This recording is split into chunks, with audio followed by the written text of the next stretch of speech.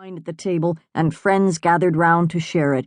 Henry could almost believe that the tidings of that holy day could turn even the angriest hearts to reconciliation. Yet even as the gospel reading told the story of the birth of the Prince of Peace, Henry had overheard murmurs in the pews, troubling reports from South Carolina. After the service, as the worshippers filed from the church, conversations quickly turned from the exchange of holiday greetings to the rising enmity between North and South.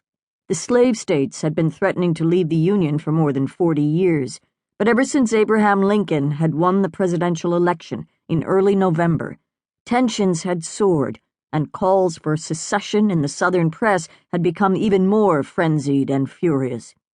Equally troubling, foreboding letters from Henry's closest friend, Charles Sumner, the senior senator from Massachusetts, told of rising animosity within both chambers of Congress. Henry trusted Sumner's judgment, for purely as a matter of self-preservation, his friend had become a careful observer of the temper of the Senate. More than 4 years earlier, Sumner had been beaten nearly to death in the Senate chamber by Representative Preston Brooks of South Carolina, who had taken great offense to one of Sumner's more vitriolic speeches condemning slavery. Sumner's head trauma and psychic wounds had been so severe that he had not resumed his Senate duties for 3 years. Through the post, Henry and Sumner debated the likelihood that South Carolina would make good on her threats and leave the Union. "What I am afraid of," Henry confided to his friend, "is not that they will go, but that the North will yield. The tone of the Boston papers, the Atlas only excepted, is very weak and spiritless." In conversations with his wife, his dear, beloved Fanny, Henry tried to be more optimistic. "Nothing will come of this bluster and outrage," he had assured her only a few weeks before Christmas. "The Southern firebrands will settle down after Mr. Lincoln's inauguration, just as they always have." "Do you really think so?" asked Fanny, her large, dark eyes full of worry and doubt.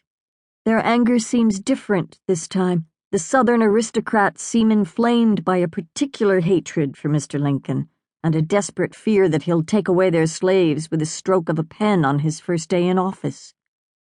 "If only it were that easy," said Henry ruefully. "Even with Mr. Lincoln as president, I believe the abolition of slavery will take time, and it'll come only after the usual squabbling and deal-making in Washington City." "Then you don't believe war is inevitable?" "No, my dearest, I don't. Not war and not secession." He smiled and kissed her. "I'll believe that South Carolina truly intends to leave the Union when she leaves it, and not before." Fanny had seemed reassured, and Henry, too, had allowed himself to hope, but then, only a few days before Christmas, at a state convention at St. Andrew's Hall in Charleston, the delegates of South Carolina had voted unanimously to secede from the Union. The stock market roiled, politicians debated what to do, and citizens north and south wondered, some in trepidation, others eagerly, which states would follow South Carolina into rebellion.